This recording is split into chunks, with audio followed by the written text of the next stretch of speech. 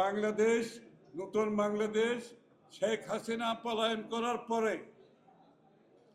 বাংলাদেশের মানুষের মনোজগতে, আমি এই কথাটা ইচ্ছা করে বলি, প্রত্যেক দিন বলি, শেখ হাসিনা পালিয়ে যাওয়ার পরে বাংলাদেশের জনগণের মনোজগতে যে বিশাল পরিবর্তন এসেছে, বিশাল, এইটাকে আমরা রাজনীতিবিদরা ধারণ করতে হবে, সাংবাদিক ভাই বোনদেরকে ধারণ করতে হবে। নতুন বাংলাদেশের যে আকাঙ্ক্ষা, শেখ হাসিনা পলায়ন পরবর্তী সময়ে নতুন বাংলাদেশের যে আকাঙ্ক্ষা, বাংলাদেশের মানুষের যে প্রত্যাশা, সেই প্রত্যাশা আমি নিশ্চিত আমার সাংবাদিক ভাই বোনেরা পালন করবেন। এবং বিগত দিনে বাংলাদেশকে যে ধ্বংসের মুখে ঠেলে দেওয়া হয়েছে, সেখান থেকে বের হয়ে আসার জন্য যে নতুন রাজনীতি শুরু হয়েছে, সেই নতুন রাজনীতিতে নতুন বাংলাদেশ গড়ার জন্য, নতুন চিন্তা করার জন্য, নতুন প্রত্যাশা পূরণ করার জন্য সাংবাদিক ভাইদের আমরা সহযোগিতা কামনা করছি। এবং এটা রাজনীতিকদের বেলায় প্রযোজ্য। সকলে ধারণ করতে হবে নতুন বাংলাদেশকে, মানুষের নতুন প্রত্যাশাকে, নতুন আকাঙ্ক্ষাকে পূরণ করতে হবে।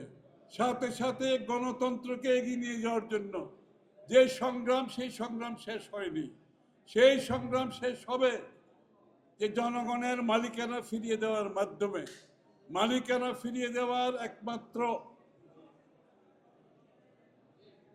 আপনার বাহক হচ্ছে একটি জনগণের ভোটে নির্বাচিত সরকার গঠিত করা, যারা জনগণের কাছে দায়বদ্ধ থাকবে, জবাবদিহি থাকবে, এবং একটি নির্বাচনের মাধ্যমে বাংলাদেশে আবার গণতান্ত্রিক অর্ডার ফিরিয়ে আনা। সেই গণতান্ত্রিক অর্ডার ফিরিয়ে আনার ক্ষেত্রে, নির্বাচনের ক্ষেত্রে যেই সমস্ত ষড়যন্ত্র করার চেষ্টা করা হচ্ছে, সেটা বাংলাদেশের জনগণ মেনে নেবে না।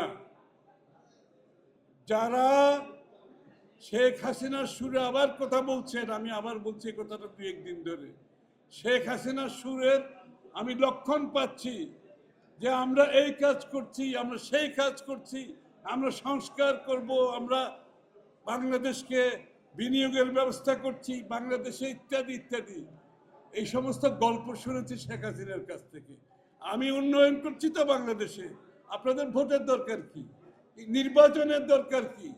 আমি তো দেশের উন্নয়ন করতেছি, আপনাদের জন্য তো কাজ করতেছি, এই কাজ করতেছি, সেই কাজ করতেছি। এই সব বলে বাংলাদেশের মানুষের সব অধিকার শেখ হাসিনা কেড়ে নিয়েছিল, ভোটাধিকার সহ কেড়ে নিয়েছিল।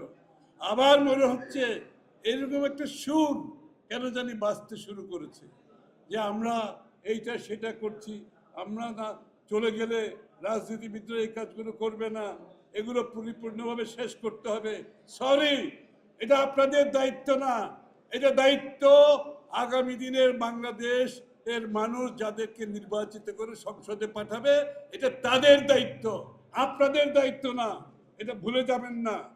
গণতন্ত্র ফিরিয়ে দিন, ভোটাধিকার ফিরিয়ে দিন, এবং দ্রুত নির্বাচনের দিনকাল ঘোষণা করুন। বাংলাদেশের মানুষ তাদের নির্বাচিত প্রতিনিধির মাধ্যমে সংসদ গঠন করবে, সরকার গঠন করবে, যারা বাংলাদেশের মানুষের আগামী দিনে আশা পূরণ করবে পরিপূর্ণভাবে। বিএনপি সহ আমরা যুগপৎ আন্দোলনে যারা রাস্তায় ছিলাম, সবাই মিলে 31 দফা সংস্কারের আমরা ওয়াদা করেছি, জাতির কাছে প্রতিজ্ঞাবদ্ধ, এবং সেটা আগামী নির্বাচনের পরে জাতীয় সরকারের মাধ্যমে সেটা বাস্তবায়ন করব।